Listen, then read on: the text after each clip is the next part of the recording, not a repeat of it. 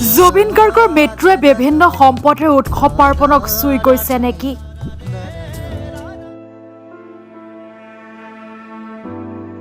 মুছলমানে পূৰ্বৰ দৰে পালন নকৰে ধৰ্মীয় উৎসৱ ঈদ।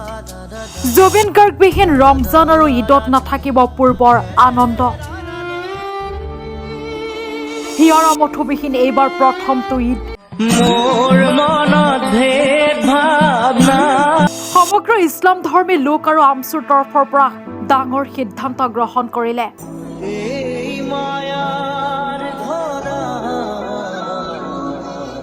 এইখন অসমক আমি এক কৰি ৰাখিম, বিভাজিত হ'ব নিদিও বুলি মন্তব্য আমচুৰ। অসমত এটা মেছেজ যাব লাগে যে এই ৰাজনৈতিক ব্যক্তিবোৰে যিমানেই অসমখন বিভাজিত কৰিব চেষ্টা কৰিব, যিমানে ধৰ্মৰ নামত জাতিৰ নামত আমাক ভাগ ভাগ কৰিবলৈ চেষ্টা, আমি প্ৰতিজ্ঞাবদ্ধ হ'ম যে এইখন অসমক আমি বিভাজিত হ'ব নিদিওঁ। প্ৰাণৰ শিল্পী জুবিন গাৰ্গক শ্ৰদ্ধাঞ্জলি জনাই বিশেষ সিদ্ধান্ত আমচুৰ। হয়, মুছলমান সম্প্ৰদায়সকলৰ চলি আছে পবিত্ৰ ৰমজান মাহ।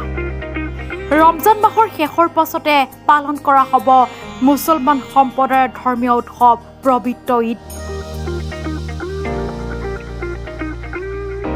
কিন্তু এবাৰ অসমৰ মুছলমানে পূৰ্বৰ দৰে পালন নকৰে ধৰ্মীয় উৎসৱ ঈদ।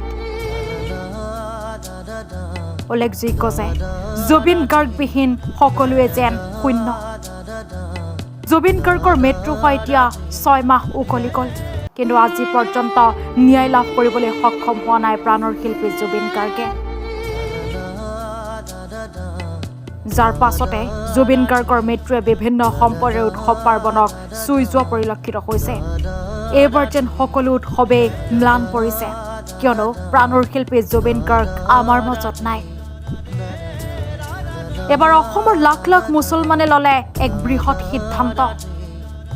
এইবাৰ লাখ লাখ মুছলমানে পূৰ্বৰ দৰে পালন নকৰে ধৰ্মীয় উৎসৱ পবিত্ৰ ঈদ।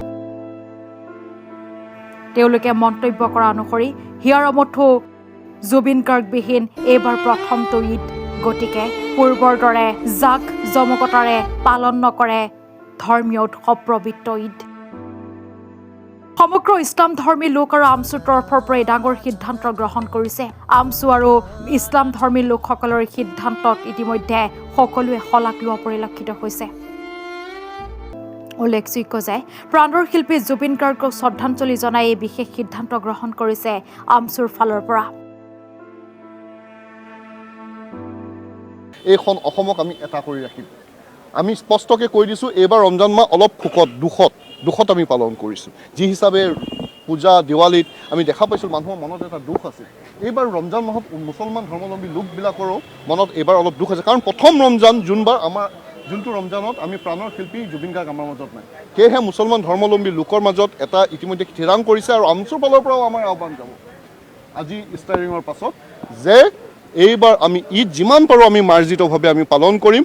আৰু আমি এই দুখত, এই ঈদৰ এই সুখৰ সময়ত আমাৰ মাজত যে জুবিন গাৰ্গ ডাঙৰীয়া নাই, সেই দুখ আমি মনত ৰাখি কাৰণেহে এইবাৰ ঈদ পালন কৰিম। News desk reporter any.